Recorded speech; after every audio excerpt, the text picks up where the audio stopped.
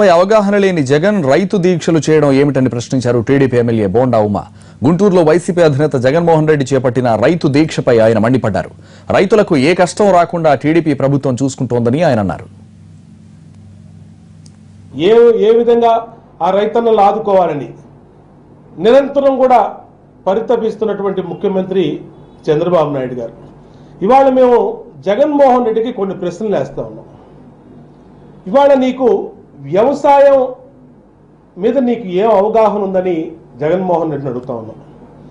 ఇవాళ రైతు రుణమాఫీకి వ్యతిరేకం అన్న జగన్మోహన్ రెడ్డి కనీసం మేనిఫెస్టోలో అధికారంలోకి వస్తే ఏ విధంగా రైతులను ఆదుకుంటావో చెప్పనేటువంటి జగన్మోహన్ రెడ్డి ఇవాళ రైతు రుణమాఫీని వ్యతిరేకించినటువంటి జగన్మోహన్ రెడ్డి ఏ విధంగా